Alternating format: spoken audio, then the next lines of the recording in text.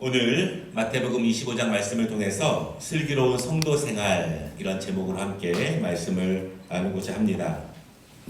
영국 옥스퍼드 대학에서 수학 교수이면서 동시에 성경과 철학을 가르치는 존 레녹스 박사가 최근에 한 책을 출간했습니다. 그 책의 제목이요. 코로나 바이러스 세계에 하나님은 어디에 계신가 이런 제목입니다. 제가 아직 이 책을 사지는 못했는데 이 책을 소개하는 기사에서 이 존 레녹스 박사가 이제 하는 그 이야기를 듣게 되었습니다.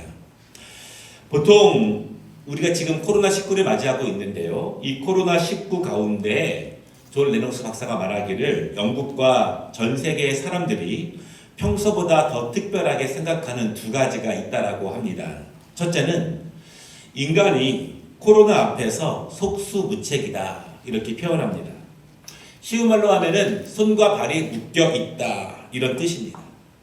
어제 날짜로 전 세계의 확진자가 280만 명이고요. 사망자가 20만 명에 이릅니다. 세계 강대국들이 속수무책으로 무너지고 있습니다.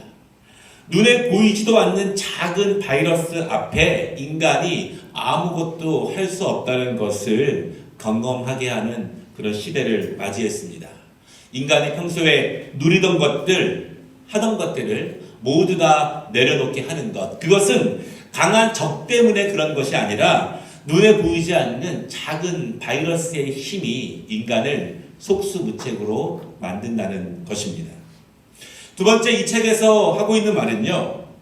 코로나로 인해서 나도 죽을 수 있겠구나 하는 죽음에 대한 생각을 더 자주, 더 깊이 한다는 것입니다.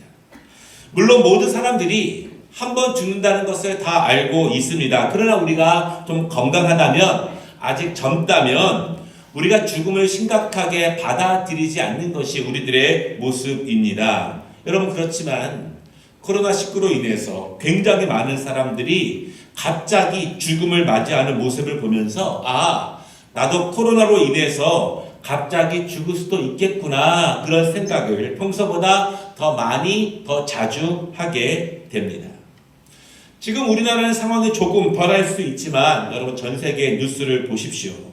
죽음에 대한 인식이 점점 강해지고 또한 내가 갑자기 죽을 수도 있구나 그것이 더욱더 실감하게 느끼는 그런 시대입니다. 하루에 확진자가 7만 명씩 증가하고 있고요. 사망자는 하루에 4,000명씩 증가하고 있습니다. 존 레녹스 교수가 이렇게 말합니다. 사람들이 평소보다 자주 자신의 죽음에 대해서 생각하게 되면 갑자기 내가 죽을 수 있다 이렇게 생각하게 되면 자신의 인생을 되돌아보는 마음을 보다 깊게 갖게 된다 이렇게 말합니다. 나는 잘 살고 있는가? 나는 이렇게 살아도 되나? 나는 무엇을 위해 살고 있는가? 이런 성찰을 평소보다 훨씬 더 깊게 한다. 그렇죠, 여러분. 우리도 이러한 코로나19 앞에서 이런 질문을 하게 됩니다. 나는 나의 죽음을 잘 준비하고 있는가? 나는 죽음, 하나님과 바른 관계를 맺고 있는가? 우리가 이 점에 대해서 한번 깊게 생각해야 될 필요가 있습니다. 오늘 말씀의 제목을 슬기로운 성도 생활 이렇게 정했습니다. 드라마 시리즈 중에서 슬기로운 시리즈 이런 제목들이 있는데요. 우리는 슬기롭게 신앙생활을 하고 있는지 특별히 코로나19로 인해서 전 세계의 많은 사람들이 두려움과 죽음에 대한 공포를 더 쉽게 더 실감하고 있는 이 상황 가운데에서 우리는 이 땅에서의 마지막 날을 위해서 슬기롭게 준비하고 있는지 오늘 말씀을 통해서 함께 나누어 보도록 하겠습니다. 첫 번째 말씀은요. 신랑은 오십니다. 성경은 예수님과 우리의 관계를 설명할 때 신랑 신부 이렇게 비유합니다. 신랑이 오실 때 우리는 정결하게 준비하는 신부처럼 예수님이 오실 때 성도들은 정결하고 슬기롭게 준비하다가 신랑을 맞이해야 한다 이렇게 성경이 가르치고 있습니다. 중요한 점은요. 신랑은 반드시 오십니다. 꼭 오십니다. 그런데 신랑은 갑자기 오십니다. 내가 예기치 않은 시간에 신랑이 오십니다. 여러분, 그런데요, 신랑이 오신다는 것은 종말을 의미합니다. 종말이란 끝난다는 것입니다. 이 육신의 세상이 끝난다는 것이 종말의 의미입니다. 신랑이 오시면 우리는 끝납니다. 종말은요, 두 가지 의미가 있는데, 첫째는 내가 죽는 날이 온다는 것이고, 둘째는 그 날이 되면 심판이 우리에게 임한다는 것, 그것이 종말의 의미입니다. 나도 죽는다, 이것을 모르는 인간이 어디 있겠습니까? 질병이나 사고나 예기치 않게 코로나19로 인해서 모든 사람들이 죽는다는 것을 잘 알고 있습니다. 그러나 내가 준비를 잘 하고 있는가? 내가 내 죽음에 대해서, 종말에 대해서, 심판에 대해서 내가 성실하게 준비하고 있는가? 그것은 다른 문제에 있어요. 다른 문제일 수 있습니다. 내가 죽는다는 것은 알지만 내가 그 죽음을 잘 준비하고 있는가? 그것은 다른 문제라는 것입니다. 여러분, 죽음을 준비한다? 죽음을 성실하게 준비해야 한다? 왜 죽음을 준비해야 할까요? 그것은요, 죽음은 우리에게 끝이 아니기 때문에 우리는 죽음을 준비해야 합니다. 만약 죽음이 끝이라면, 완전한 끝이라면 우리는 잘 준비할 필요가 없습니다. 성실하게 준비할 필요도 없습니다. 그저 내가 하고 싶은 일을 마음껏 하다가 그냥 죽으면 그날 끝나는 것입니다. 그러나 우리는 믿습니다. 죽음이 끝이 아니라 죽음은 시작이라는 것을 믿습니다. 죽음은 영원한 삶에 들어가기 위한 문 앞에 서는 것입니다. 영원한 삶을 위해서 시작하는 그 지점이 바로 우리의 죽음입니다. 죽어야 영원한 삶으로 들어갈 수 있습니다. 이 땅에서 우리가 살고 있지만 그것이 끝이 아니라, 죽음이 끝이 아니라 단지 시작이고, 우리는 그 영원한 삶을 위해서 시작을 잘 하기 위해서 우리는 준비를 잘 해야 하고, 그리고 그 성실하게 하나님 나라의 영원한 삶을 위한 준비를 잘 해야 한다는 그런 말씀입니다. 그래서 우리는 죽음을 위해서 준비를 잘 해야 합니다. 왜 우리가 죽음을 준비하면서 잘 준비하고 성실하게 준비해야 하냐면, 많은 사람들은요, 자기의 죽음을, 종말을 슬기롭지 못하게 준비하고 있기 때문에 그렇습니다. 많은 사람들은 종말의 날, 마지막 날, 나의 죽음의 날, 신랑이 오시는 그날, 영원한 하나님의 나라로 들어가게 하는 그 첫날을 위해서 지혜롭게 준비하지 못하고 있습니다.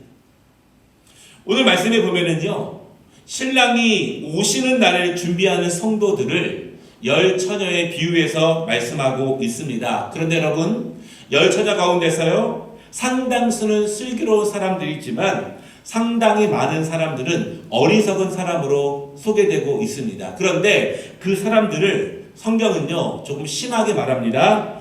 미련하다, 그렇게 말합니다. 슬기로운 사람들과 미련한 사람들, 그렇게 말하고 있습니다. 신랑이 오는 그 마지막 날을 준비하는 슬기로운 사람들이 있지만 미련한 사람들이 있다, 그렇게 말합니다. 그런데 오늘 말씀을 보면 슬기로운 사람들과 미련한 사람들, 그들이 가진 공통점들이 있어요. 첫째는 둘 모두 신랑을 기다린다는 입장에서는 공통점을 가지고 있습니다. 다시 말하면요, 모두가 신앙 공동체 안에 있는 사람들을 의미합니다. 모두가 종말을 준비하는 사람들입니다. 모두가 신랑과 함께 영원한 하나님의 나라의 삶을 그리워하고 있는 사람입니다. 슬기로운 사람들이나 미련한 사람들이나 같은 곳에 있고 같은 목적을 갖고 원하는 것과 희망하는 것이 같다는 것을 의미합니다. 오늘 말씀을 보면은 슬기로운 사람들과 미련한 사람들의 두 번째 공통점은요, 두 부류 모두 신랑이 오기를 준비하고 있습니다.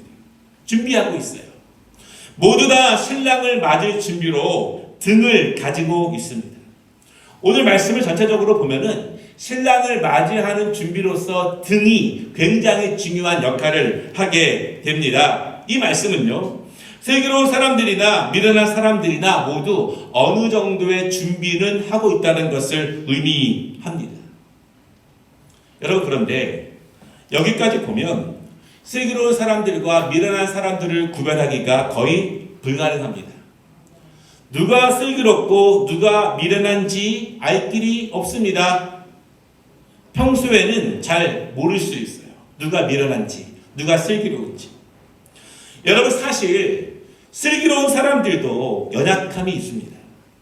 미련한 사람들보다 어떤 점이 더 우월한지 잘 모를 때가 있어요. 모두가 함께 연약한 모습을 보이기 때문에 그렇습니다. 오늘 5절 말씀을 보면은요, 신랑이 늦게 옵니다. 그래서 기다리다 지쳐서 모두 졸며 자는 모습을 보입니다. 인간적인 연약함이에요. 피곤한 것을 이기지 못할 때가 많다라는 것이죠. 슬기로운 사람들도 미련한 사람들도 이러한 연약함이 자주 드러납니다. 그런데 여러분, 그 슬기로움과 미련함은 언제 드러나게 되냐면 신랑이 오시면 바로 즉시 단번에 드러나고 판가름이 납니다.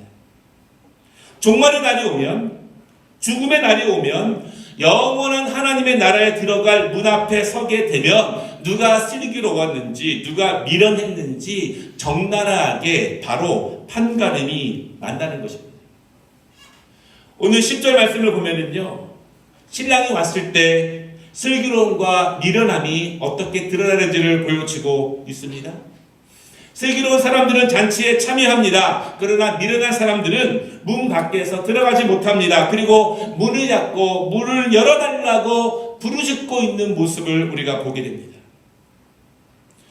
등을 준비한 것까지는 비슷했는데 서로 피곤을 이기지 못하고 잘 기다리지 못하고 졸면서 밤을 지새운 것은 비슷했는데 막상 신랑이 오니 결과가 완전히 달라진다는 것입니다.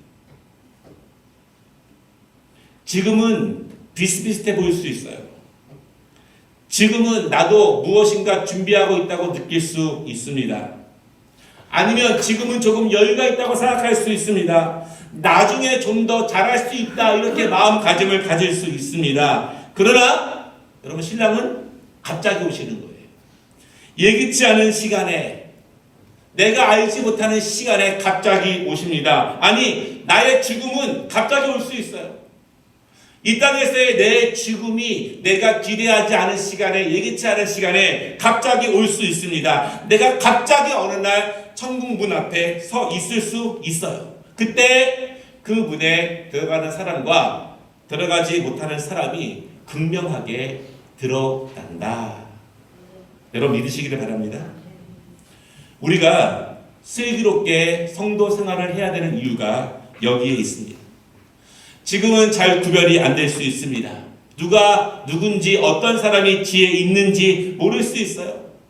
지금은 자기의 슬기로움과 자기의 미련함에 대해서 잘 돌아보지 않을 수 있습니다. 그러나 신랑이 오시면, 마지막 날이 되면, 갑자기 죽음의 날을 맞이하게 되면 우리의 슬기로움이 적나라하게 드러납니다. 우리의 미련함도 적나라하게 판가름이 납니다. 동영상으로 한번 소개해드린 적이 있는데요. 호주에서 복음을 전도하던 한 사람의 외침이 많은 사람들의 귓가를 울렸습니다.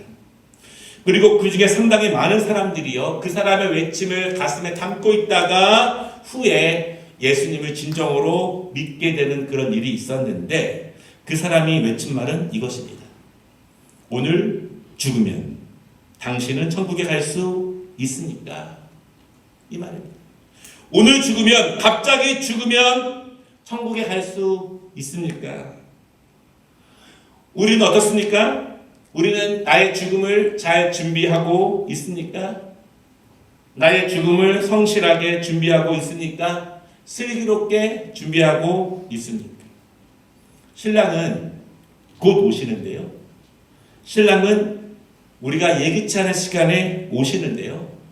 우리의 죽음은 끝이 아니라 영원한 하나님의 나라로 들어가는 시작입니다. 우리 모두가 그 시작을 위해서 슬기롭게 준비하는 성도들이 되시기를 주님의 이름으로 축복합니다. 두 번째로, 슬기롭다는 것은 무엇을 의미하는가? 이것입니다. 오늘 본문을 전체적으로 보면은 예수님께서 이 비유의 말씀을 하시는 이유는 우리 모두가 슬기로운 처녀처럼 지혜로운 그러한 성도들이 되기를 원하시기 때문에 이 말씀을 우리에게 주십니다. 어떤 것이 슬기로운 것일까요? 어떤 것이 슬기로운 성도들의 생활을 의미하고 있는가? 두 가지 의미에서 슬기롭다는 것을 말씀을 드리고 싶어요. 첫 번째로는요, 슬기롭다는 것은 단번에 이루어지는 성품은 아닙니다. 오늘 본문 3절과 4절을 보면은요, 미련함과 슬기로움의 그 차이가 무엇인지를 알게 하는 그 말씀이 있습니다. 미련한 자들은 등이 있습니다. 도구는 있습니다. 틀은 있습니다. 준비는 했습니다. 그러나 그 준비가 완벽하지 않습니다. 등이 있는데 기름이 없다, 그렇게 말씀하고 있습니다. 모양은 있는데 능력이 없습니다. 도구는 있는데 그 도구를 작동시킬 수 있는 에너지가 전혀 없습니다. 경건의 모양은 있으나 경건의 능력이 없는 것입니다. 신앙으로 보면은요, 찬양을 하지만 영감이 없는 찬양입니다. 기도를 하지만 마음의 중심이 사라진 기도입니다. 예배를 드리지만 신령과 진리로 삼위 하나님께서 기뻐 받으시는 온전한 예배가 되지 못하는 것입니다. 신앙생활을 하지만 슬기로운 신앙생활이 아닙니다. 장가를 탈 수 있습니다. 그러나 오랫동안 타지 않는 틀만 있고 준비만 있고 도구만 있는 것이 미련한 사람의 모습입니다. 여러분, 슬기로움은 무엇일까요? 미련한 사람들과 같이 증은 있습니다. 그러나 그들은 그릇에 기름도 가지고 있습니다. 그 기름을 충분하게 준비하고 있습니다. 틀이 있고 도구가 있습니다. 더 중요한 것은요, 그 도구를 사용할 수 있는 힘을 가지고 있는 것입니다. 능력을 가지고 있는 것입니다. 기름을 가지고 있는 것입니다. 언제든지 필요하다면 그 도구를 능력 있게 사용할 수 있는 에너지를 가지고 있습니다. 슬기로운 신앙생활은 이런 것일 거예요. 예배 틀이 있고 그 안에 영감 있는 영성의 예배가 있습니다. 기도가 있고 그 안에 성령님이 역사하시는 중심이 바로 서 있습니다. 찬양이 있고 그 안에 감격이 있습니다.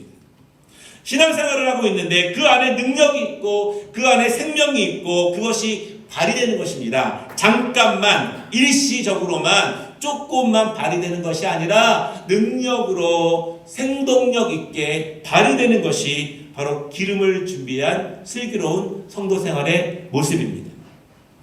여러분, 이러한 슬기로운 신앙생활이 그 슬기로움이 단번에 생기겠습니까? 슬기로움은 오랫동안 준비하는 것입니다. 그리고 항상 준비하는 것입니다. 슬기로움은 방향을 아는 것입니다. 그리고 그 방향으로 나아가는 노력이 필요합니다.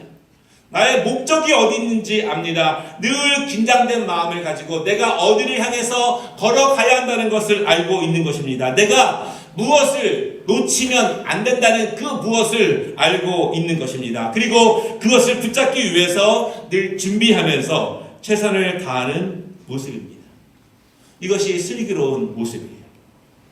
그러나 미련함은 가장 중요한 것을 놓치고 있고 가장 핵심적인 것 없이 형식만 가지고 도구만 가지고 신앙생활에 임하는 모습입니다.